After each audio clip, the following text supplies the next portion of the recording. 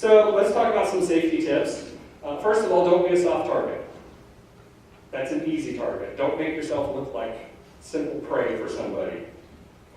Typically, bad guys are not sophisticated, well-thought-out individuals. They don't usually have a plan. They tend to be opportunistic.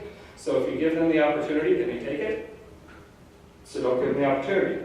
We get attached to our possessions. You know, if we're walking out and we're carrying these phones and these bags and everything with us, fumbling for our keys, we have a tendency to try to want to hang on to them or squirm down if a fight should happen. Let those possessions go. They don't need to be there. Possessions can be replaced. People can't. Know your surroundings. This is pretty important. How many of you have gotten a call from a new client that says, hey, can you run out and show me this house right now?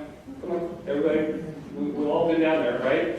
Okay, well, first of all, never put a potential paycheck ahead of your personal safety or that of your families. Think about that. You don't know these people. They're calling you and you're going to a house that you may not even know, and you're going to go look at it, and you're going to probably meet them right there at the driveway. House could be vacant, it could be occupied. You know, we have limited knowledge at that point of the surroundings that we're going to be at. So you get to that place and the bad guy bonks you. Bonk is an industry term, just so you know. So the bad guy bonks you and you're out cold, or worse.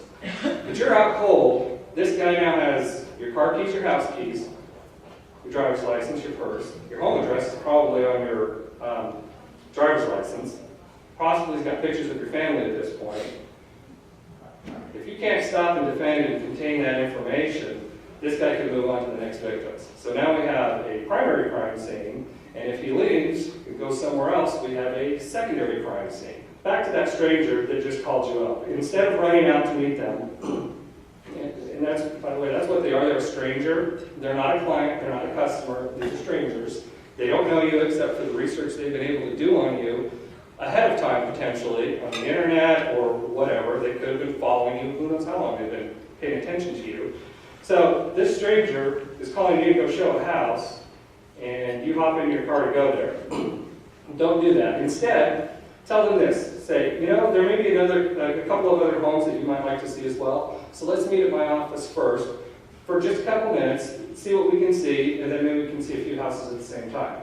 You're creating value for them, saying, hey, I'm interested in your needs, and yes, we'll look at that. Maybe I can get you another property too, so you have some comparisons. You know, at the very least, if these folks say, no, this is my time frame, this is all I've got, take a buddy. Take somebody with you. I don't care if it's your spouse, I don't care if it's another realtor, grab your broker.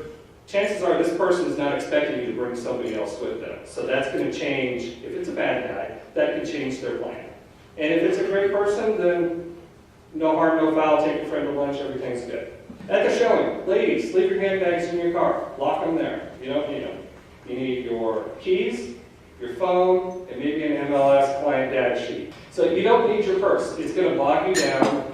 Just take your phone, take your keys, take the data sheet. If you have to come back out to your car and get a tape measure after you've kind of figured these people out and kind of figured out what the normalcy is at this point, understanding their body language and their demeanor, move on. Go get the tape measure, come back in, measure whatever you need to do, and kind of get back into that mode of operation for yourself. Open houses. When you go to open houses, how many of you show up like it's 1 o'clock open and 12:59 you're rolling in? Is that pretty common?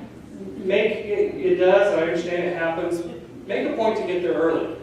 Get there early, familiarize yourself with the house. Don't put the open house baggie up right now. Go inside, lock yourself in the house so you don't have any surprise early visitors. Turn on the lights, look at the house, figure out what the exits are.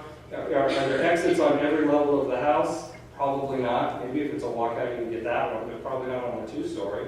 So figure out, how am I going to get out of this area if I get cornered or attacked?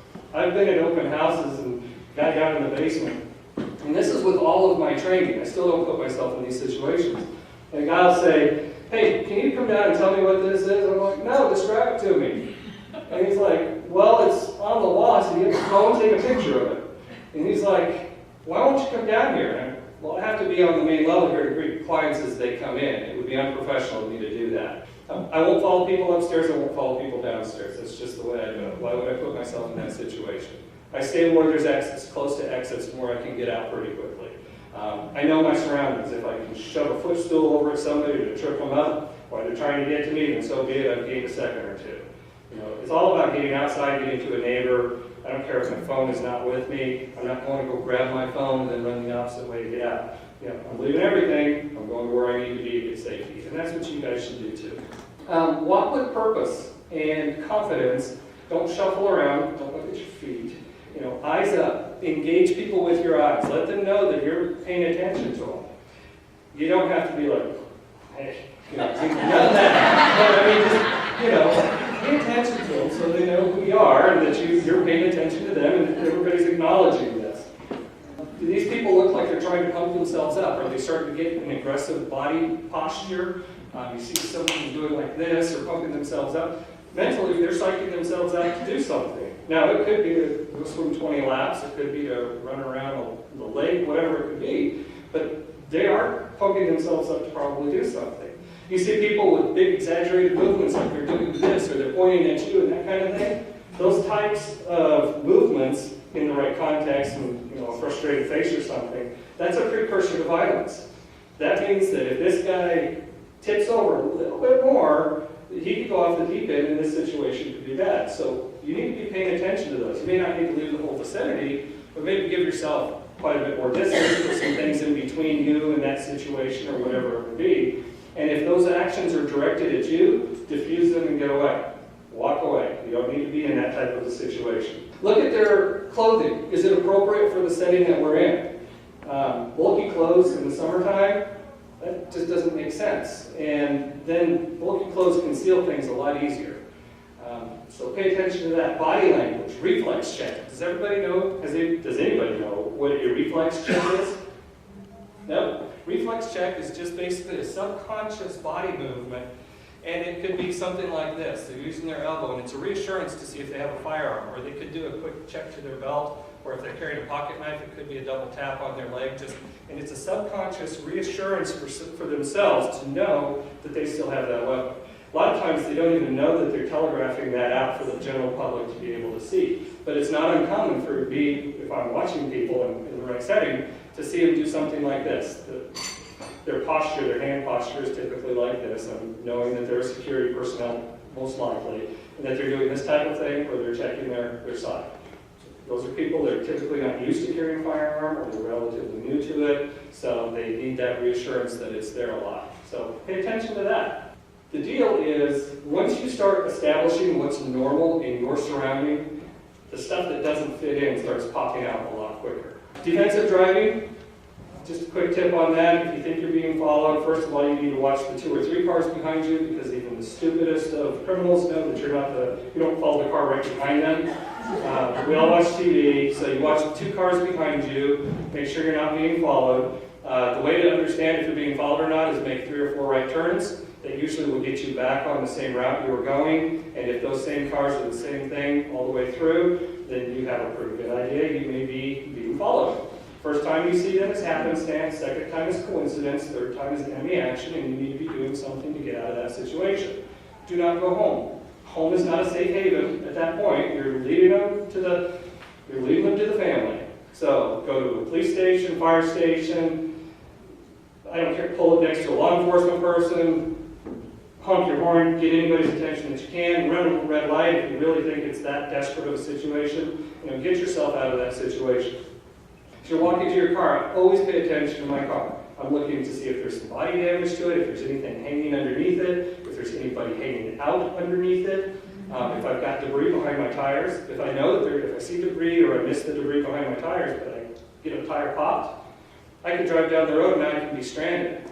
Now, if you have a stalker, and I'm going to throw the stalker side into this now. If you got a stalker, this is a great way to get somebody aside by themselves.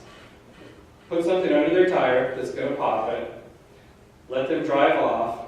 That tire gets flat at X amount of time down the road. You stop to render assistance. Now you're the good guy. The stalker's the good guy. He's just made himself available to him. And you have a situation happen that you weren't prepared to happen. So keep that in mind. So pay attention to what's behind or in front of your tires. At night, if you're walking to your car, you're kind of in a dark area, set your car alarm off. First of all, if there is somebody underneath the car, it's going to scare the heck out of them. And second of all, the headlights and the taillights will help illuminate to see if there's anything else around there. So that's always a good hint. Don't just Don't do it when you're right up at your car. The key is to do it as you're approaching your vehicle. A quick note when you list properties. We always tell our sellers, put the diamonds, put the jewelry, put the firearms away. That's kind of a no-brainer. But do we tell them to put their family calendar away? You know, the calendar that has the kids' swimming lessons and the places that they're going to be, the travel schedules, pills, all that kind of stuff. You tell them to put their bills away. Anything that is very personal information that could, one, walk off and maybe be an identity theft situation, or that could show when they're not at the house, or when they're going to be off at kid lessons or doing something with the kid. Vacation pictures, you know, you want to put them away, especially the ones with the wife in a bikini on the beach. You know, people tend to stop and gawk at those. Get all that stuff out of there. You want to depersonalize the house. They're not there to buy the possessions, they're there to buy the house.